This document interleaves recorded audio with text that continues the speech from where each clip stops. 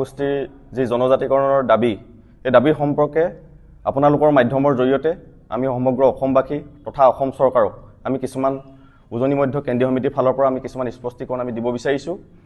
আমাৰ কথা হ'ল যোৱা 29 নৱেম্বৰ তাৰিখে শীতকালীন বিধানসভা অধিৱেশনত মন্ত্ৰীগোটৰ যি প্ৰতিবেদন এই প্ৰতিবেদনখনক লৈ বিভিন্ন ধৰণৰ চৰ্চা আলোচনা হৈছে। কিন্তু আমাৰ কথা হ'ল কি আমি কোচ ৰাজবংশী ছাত্ৰ সন্থা উজনি মধ্য কেন্দ্ৰীয় সমিতিৰ জন্মলগ্নৰ পৰা আমি দাবী জনাই আহিছিলোঁ যে কোচ ৰাজবংশীসকলক একেটা মৰ্যাদাৰে সমগ্ৰ অসমত বসবাস কৰা কোচ ৰাজবংশীসকলক জনজাতিত অন্তৰ্ভুক্ত কৰিব লাগে। কিন্তু আমি দেখিবলৈ পালোঁ যিটো আমাৰ এটা আমি চিন্তা কৰি আছিলোঁ, যিটো আমি চিন্তিত আছিলোঁ উজনি আৰু মধ্য অসমৰ ৰাইজ, অবিভক্ত গোৱালপাৰা বাহিৰৰ ৰাইজসকল আমি চিন্তিত আছিলোঁ এইটো কাৰণেই যে আমাক লৈ কিছুমান বিভাজনৰ ৰাজনীতি কৰা হ'ব নেকি, আৰু তাকে আমি দেখিবলৈ পাইছোঁ। মন্ত্ৰী গোটৰ প্ৰতিবেদনত আপোনালোকে দেখিবলৈ পালে যে কোচ ৰাজবংশীকে ধৰি অন্য পাঁচ জনগোষ্ঠীক 3টা ভাগত বিভক্ত কৰা হৈছে। ST প্লেন, ST হিলছ আৰু ST ভি বুলি এটা নতুনকৈ এটা মৰ্যাদা আমাৰ ওপৰত জাপি দিব বিচাৰিছে। তাক লৈ আমি একেবাৰে সন্তুষ্ট নহয় আৰু ৰাইজৰ বিভিন্ন মত আমি গ্ৰহণ কৰিছোঁ। গ্ৰহণ কৰাৰ ফলত ৰাইজে এই কথাখিনি কোনো কাৰণতে মানি ল'ব বিচৰা নাই। যিটো ভেলিটো সংবিধানত বৰ্তমান সময়লৈকে এটা নথকা এটা বস্তু আমাৰ ওপৰত জোৰ জবচ এটা জাপি দিব বিচাৰিছে।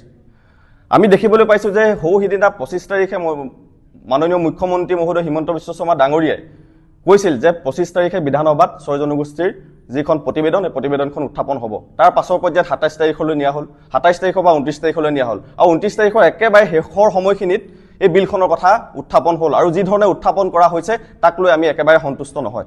আমাৰ স্পষ্ট কথা, আমাৰ কথা হ'ল কি 6 জনগোষ্ঠীৰ ৰাইজে আজি বিগত সময়ত বছৰ যুগ ধৰি আন্দোলন কৰি আছিলে। তাৰ ফলত জনজাতিকৰণৰ যিখন বিল, যিখন মানে প্ৰতিবেদনখন যি ধৰণে মাননীয় মুখ্যমন্ত্ৰীয়ে উত্থাপন কৰিব লাগিছিলে সেই উত্থাপন কৰা ব্যৱস্থাটো আমি একেবাৰে সন্তুষ্ট নহয়। আজি আপোনালোকে যাতে সাধাৰণ এখন অৰুণোদয় আঁচনিত 100 টকা এটা বৃদ্ধি কৰিলে মাননীয় মুখ্যমন্ত্ৰীয়ে বিধানসভাত সগৌৰৱেৰে উত্থাপন কৰে, তাই গৌৰৱ কৰে, ভাল কথা। কিন্তু 6 জনগোষ্ঠীৰ ৰাইজে আজি বছৰ ধৰি আন্দোলন কৰি অহা আন্দোলনখনক ভেঙুচালি কৰি তেওঁ যি ধৰণে প্ৰতিবেদনখন উত্থাপন কৰিলে ইয়াক লৈ আমাৰ ক'বলগীয়া আছে, আমাৰ ভাবিবলগীয়া আছে। আমাৰ ST ভেলি আমাক কোনো কাৰণতে নালাগে।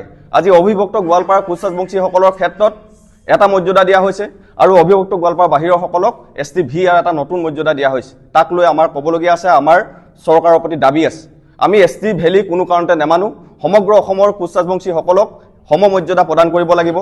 যি ধৰণে 1996ত কোচ ৰাজবংশীসকলক সমগ্ৰ অসমতে ST মৰ্যাদা দিয়া হৈছিল, ঠিক একেটা মৰ্যাদাৰে অসমক বিভাজন নকৰি, জাতিটোক বিভাজন নকৰি সম অধিকাৰ দিবৰ কাৰণে আমি আপোনালোকৰ মাধ্যমে আজি মাননীয় মুখ্যমন্ত্ৰী মহোদয়ক আমি দাবী জনাইছোঁ।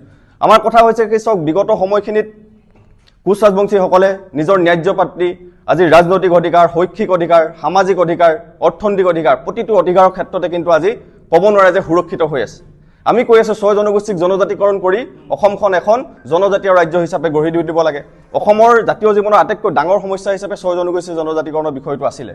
কিন্তু আমি দেখিবলৈ পাইছোঁ বিধানসভাত বিভিন্ন ধৰণৰ আলাপ আলোচনা চলে, কিন্তু শেষৰ সময়খিনিত একেবাৰে 10 মিনিট 15 মিনিটৰ আগত 6 জনগোষ্ঠীৰ জনজাতিকৰণৰ বিলৰ কথাখিনি উত্থাপন হৈছে।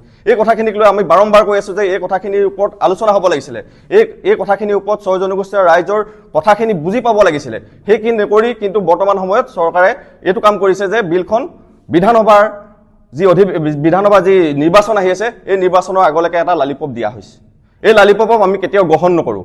আমাৰ সংগ্ৰাম সমগ্ৰ অসমৰ জনজাতি কোচ ৰাজবংশীকে ধৰি 5 জনগোষ্ঠীৰ জনজাতিকৰণ প্ৰক্ৰিয়া লাগিব, এক সমমৰ্যাদা লাগিব। আমাৰ মাজত বিভিন্ন নতুন মডেল প্ৰস্তুত কৰি বিভাজনৰ ৰাজনীতি হিচাপেও আমি এই চৰকাৰক আমি দাবী জনাইছোঁ, এই চৰকাৰৰ প্ৰতি আমি আহ্বান জনাইছোঁ যে এতিয়াও সময় আছে।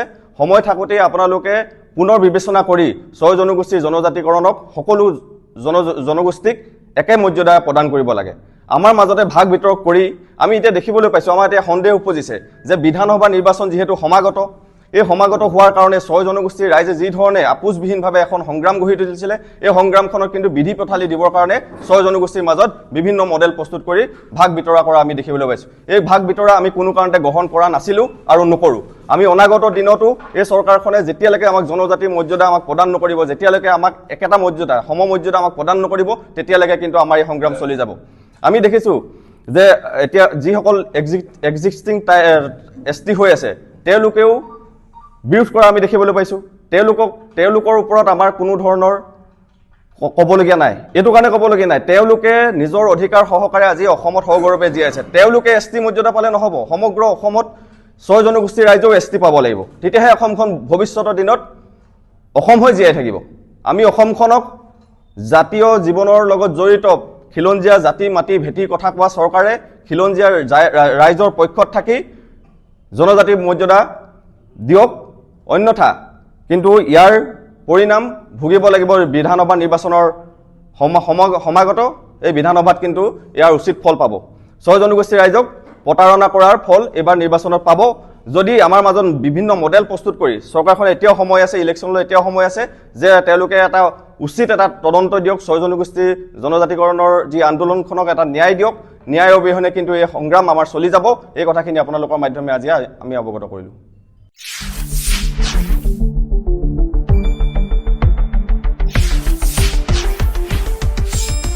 শুদ্ধ আৰু বিস্তৃত বাতৰিৰ বাবে চাই থাকক নিউজ ডেস্ক ৰিপোৰ্ট।